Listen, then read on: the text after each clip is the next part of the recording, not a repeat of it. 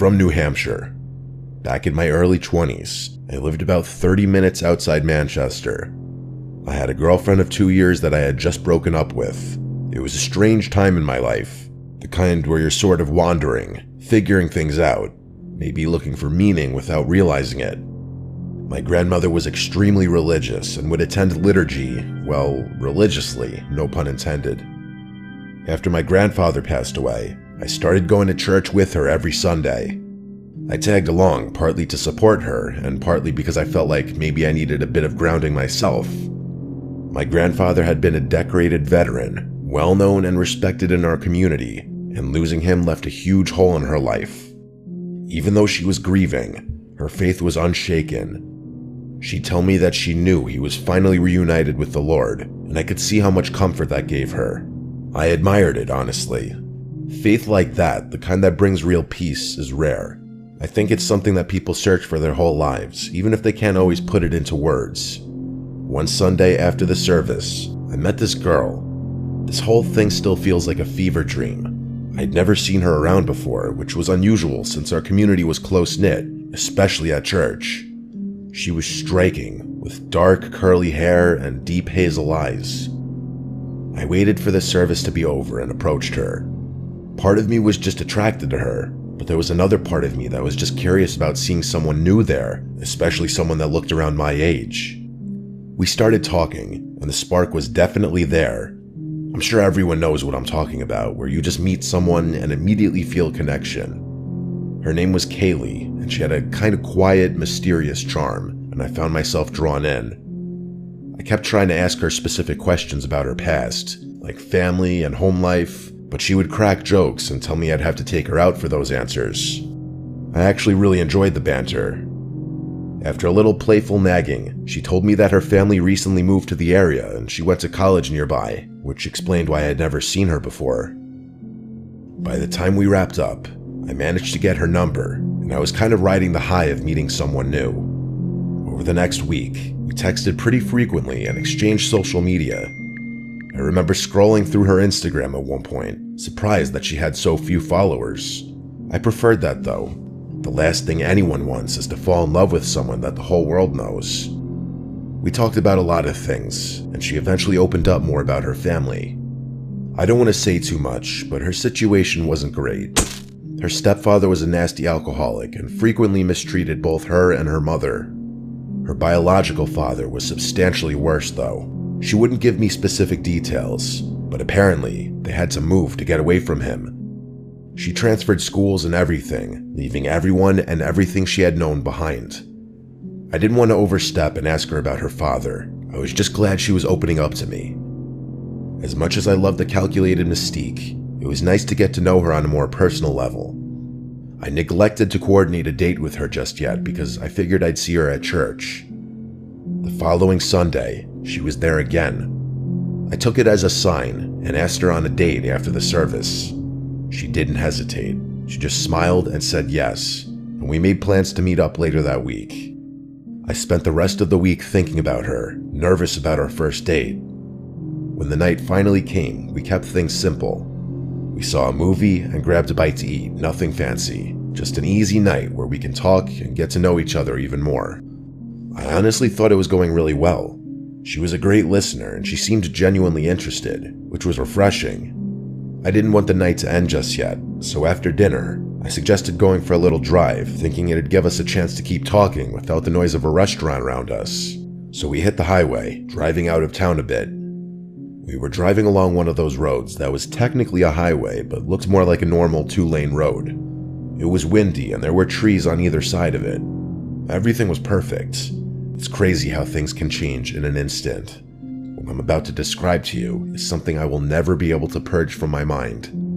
Out of nowhere, she started speaking, but it wasn't in English. Her words were fast, mumbled, and sounded like French or something close to it. At first, I thought she was maybe joking or testing me, but then I noticed her eyes. They'd rolled back, leaving only the whites. I swerved the car and almost crashed into the barrier. My heart started pounding because it looked like she was in some kind of trance or having a seizure. I got a hold of myself and pulled over to the shoulder, trying to stay calm.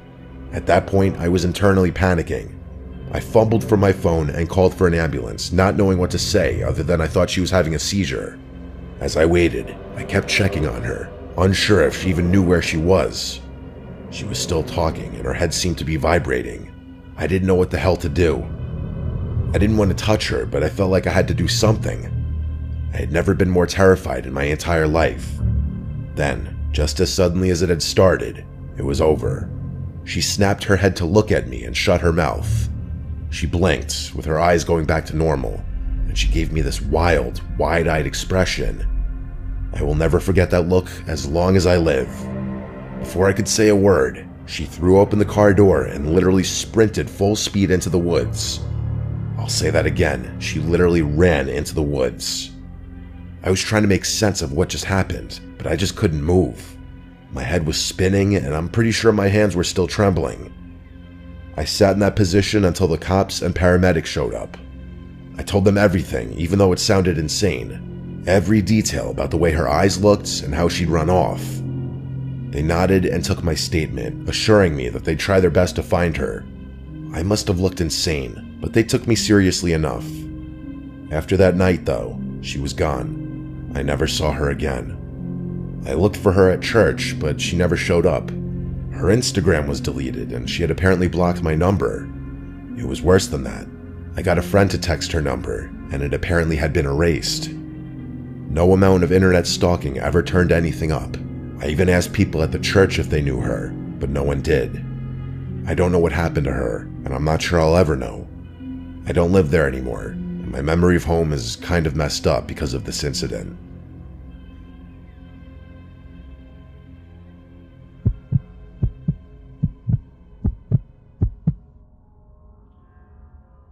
My family has this beat-up 2012 Volvo that is quite literally on its last legs. I don't know what it is, but the thing refuses to quit. It's had a million problems, but still runs. The thing has a laundry list of issues.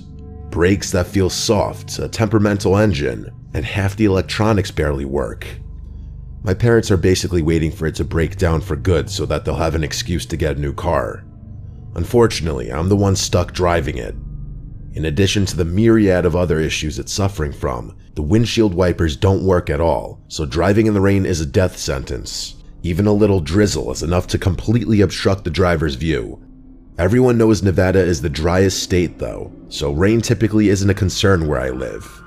I remember elementary school teachers always making a big deal about that fact for some reason. Anyway, this was back in the summer a couple years ago. I was on my way back from a solo trip to visit my friend Calvin a few states over, one of those friends I hadn't seen in years. I love driving, so I figured I'd make an adventure out of it, just driving alone through the stretches of the empty desert. The drive there was great. I stayed a few nights at his place and we did a lot of drinking. It was a great time and I was glad I made the effort. The majority of the drive back was a piece of cake, but that didn't last long. As I crossed into Nevada, a storm hit. Not just a sprinkle or some light rain, an actual thunderstorm, complete with lightning and torrents of rain. I later realized that it was one of the heaviest rainfalls we'd seen in years. I'd driven through rain before, but nothing like this.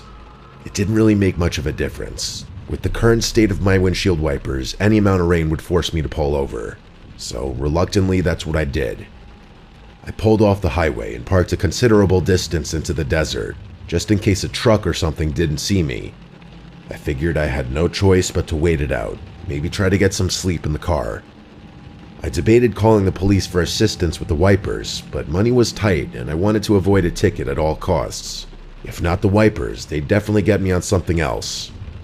I wasn't about to ask my 65-year-old parents to drive 3.5 hours to rescue me either. So sitting and waiting was my only move. I was on my own, alone on the side of the road during a thunderstorm in the middle of the desert. Not a single car passed me for a full hour, and the storm didn't even let up a smidge. I think being alone in the desert started messing with my head, because after about another hour, I got this unsettling feeling. I'm not sure what it was, but I got this unexplainable urge to move the car. It was still pouring, so I obviously couldn't do that safely. I found myself nervously looking out each of the car's windows as if there were something out there. There obviously wasn't. All I could see was miles and miles of endless rocks and desert. The sun was just about to be setting though, which would soon cast my surroundings in darkness. I hadn't expected the storm to persist this long, so the reality of having to spend the night out in the desert hadn't even occurred to me. I fully admit that the thought of not being able to see what was out there spooked me. I don't exactly scare easily, but I had heard enough desert stories to be understandably cautious. As if my thoughts were being read, the storm began to subside a bit. I took that as a sign that I'd be able to get back on the road soon, which was a relief. The sun started to set, casting that strange, muted twilight across the desert. Under different circumstances, I would have admired the beauty of it. The damn rain wasn't stopping though, so I had no choice but to stay put. I tried to concentrate on the lightning in the distance, thinking maybe that would ease my mind. I don't remember how much longer I waited, but eventually the sun set completely. At that point, I decided waiting was wasting valuable energy, and I'd be better off trying to get some shut-eye. Just as I was about to close my eyes, I saw flashes in the distance. It wasn't lightning this time, just bright, sharp bursts of white light darting through the darkness. They seemed to jump around like they were coming from multiple places. It was creepy as hell. I watched them for a few more minutes before realizing that they were getting closer. They were literally approaching me. I could feel my palms starting to sweat. I don't know what came over me, but instinct kicked in, and I made a split-second decision to get out of the car and hide. I grabbed my phone, scrambled out, and ran to hide behind the nearest rock formation. It was still raining, but I didn't care. I could feel my heart beating rapidly, and I prayed that the sound of the rain would conceal my breathing. Crouching low, I peeked around the edge, watching my car from a distance. After a few minutes, I realized what the flashes were. Flashlights. I saw 3 figures moving through the distance toward my car, each equipped with a flashlight. They were flinging their beams around wildly, as if dancing or stumbling or something. It was abnormal, I'm telling you. They circled my car, inspecting it, as if they were looking for something or someone. I'm telling you though, the way they wielded their flashlights, it was like they were on something. I squinted, trying to make out details, but it was too dark to see much. Without warning, one of them fired a gunshot at the sky. I jumped, completely caught off guard, and I bit down on my lips so hard I broke the skin. Every instinct told me to stay as still as possible, to make myself invisible behind the rocks. For what felt like forever, I stayed frozen in place, not daring to peek behind the rock. Eventually, the curiosity was unbearable. Slowly, I peered behind the rock again, and I felt my stomach drop. It was pitch black, no flashlights. I waited, not sure where those people had gone. And then, just like that, the lights were back, flickering around my car again, like they were taunting me. I knew I couldn't stay there all night. My hand shook as I pulled out my phone, fumbling to dial 911. I whispered into the phone, trying to explain what was happening, with my voice barely audible. The operator said they'd send someone, and I put the phone down, feeling both relieved and terrified. After what felt like an eternity, I finally saw the faint glow of police lights in the distance. The second the lights started flashing, the 3 figures turned and bolted, disappearing into the darkness. By the time the cop actually pulled up next to my car, they were long gone. I ran through the rain, waving my arms, grateful that I had been saved. The officer listened as I told him everything. He didn't seem particularly shocked, which somehow made all of it feel worse. He did have the courtesy of waiting out the storm with me and not towing my vehicle, which I guess I could say was a good thing. I think about this often, and I haven't done a road trip since.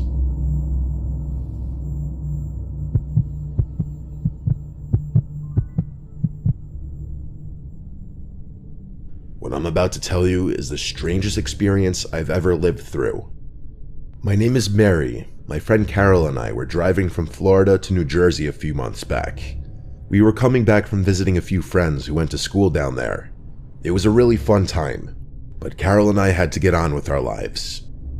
The drive was supposed to be fun, a little road trip, just us two, with a bunch of snacks, music, and time to catch up on all the things we hadn't talked about in ages. In hindsight, It probably would have been a better idea to stay one more night at our friend's place, but I wanted to get home. We were planning to do the whole drive in one shot. We drove through the night and into the next morning. A few hours after the sun came up, my back started to ache from sitting in the same position for so long. I told Carol we should pull over somewhere for a break, grab some gas, and maybe find something to eat before we get back on the road. We drove past a few more exits before ultimately getting off at what claimed to be a lively, touristy town. For the life of me, I can't remember what the actual name of the town was. It was one of those places that you'd expect to be a tourist stop, with signs pointing to attractions and promises of unique shops or local history. But even as we pulled in, I felt something was off. The streets were empty, and the buildings looked like they'd seen better days. A little too worn down for a place supposedly catering to visitors. It's hard to explain the feeling, but it was the kind of place where you could sense something was wrong without actually knowing what. I'm sure everyone kind of knows what I'm talking about, but you ever driven through one of those ghost towns where all the shop signs are still up but everything is clearly abandoned? Yeah, that's what it felt like. Only it was weirder, since things weren't actually abandoned, they just looked that way. It wasn't your typical haunted kind of vibe, but strange enough that it's been on my mind ever since. The first stop was the convenience store. We actually had to drive for a decent while before entering the heart of the town, or whatever you'd call it. We pulled in to stretch and grab some refreshments. The two of us headed inside. It looked pretty normal in there, actually. Carol was looking for a specific drink she wanted, but quickly grew frustrated when she realized they didn't have it. She's a bit of a drama queen, so I indulged her tantrum and agreed to go somewhere else. I still wanted to get my Gatorade though, so I walked up to the counter with it to pay. The cashier was a woman about 30 or 35 if I had to guess. She had dark brown hair and was on the taller side. Again, all very normal. The only reason I remembered her features was because she was wearing suspenders, which I wasn't used to seeing. I paid for my drink and we left. Carol pointed to another convenience store across the street, so we figured we'd give it a shot. When we walked into the second store, I literally felt my stomach drop. The cashier behind the counter looked exactly like the girl who'd been working at the first place. Same hair, same face, same height, same everything. I froze, staring at her. I could tell I was making her uncomfortable. Eventually, I asked her if she had a twin or a sister or something. She gave me a weird look, almost skeptical, and said she didn't have a twin and that she was an only child. She narrowed her eyes and told me that was a strange thing to ask, which I guess it was. I tried to explain myself, but she didn't say anything after that. I felt this weird sense of deja vu and backed out of the store, dragging Carol along with me.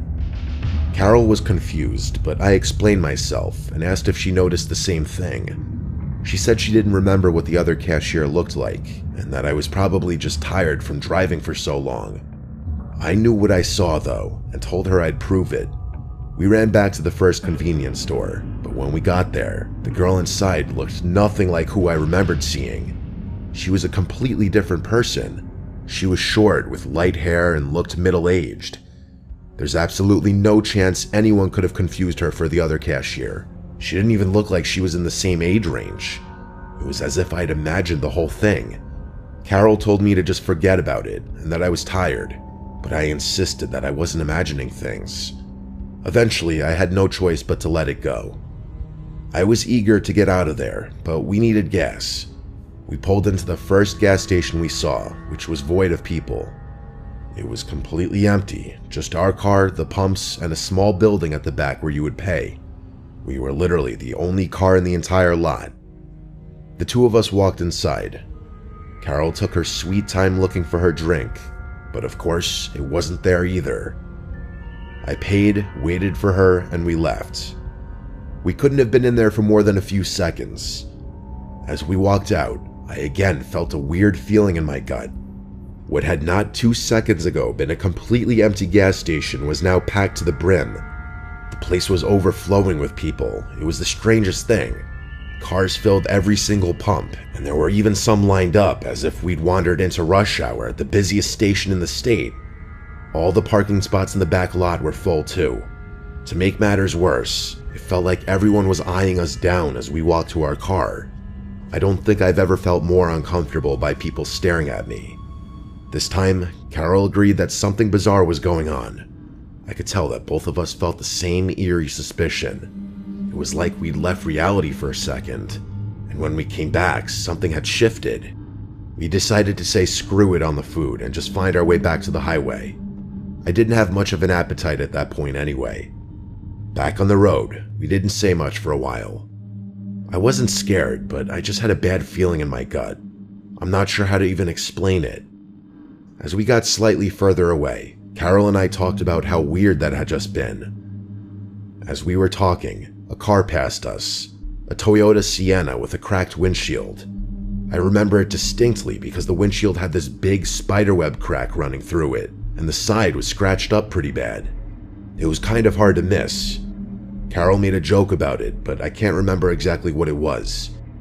Just as we were starting to loosen up, everything came crashing down again. About 10 minutes later, the exact same minivan passed us again. We were both 100% sure of it. Again, it was impossible to miss with this massive crack in the windshield. How was that even possible, though? We had been driving in a straight line at a pretty fast clip. There's no way it could have gotten ahead of us. But the odds of passing two different Siennas with identical cracks in the windshield were insanely slim. Carol started saying, "Oh my God," over and over again, and I could tell she was on the verge of a panic attack. She told me to speed up, which I did. I was dying inside, but I had to keep it together as the driver, and for Carol's sake. I wanted nothing more than to get back on the highway and leave that place behind forever. I glanced down at the GPS and saw that an hour had somehow passed since we had left the gas station, which was virtually impossible. I wanted to tell Carol about it, but I didn't know if she could take any more weird stuff. My heart was in my throat, but I just kept driving. Part of me wondered if the GPS was going to start taking us in circles. We finally got back on the highway, and the nightmare ended there. By the time we got home, however many hours later, it felt like we were waking up from some strange, disjointed dream. I'm not kidding, that whole experience still feels like a dream when I think back to it. People usually look at me strangely when I tell them this story. I still can't explain what happened there, and I don't expect any kind of explanation. I've tried doing research online about weird occurrences in places like that, and I've actually found a handful of stories that are similar to mine. The weirdest thing about it was the feeling in my gut that I still have trouble describing. Until that point, I really didn't know what it meant to get a bad vibe from something. It's like every bone in your body is begging you to notice that something's wrong. I never want to get that feeling again.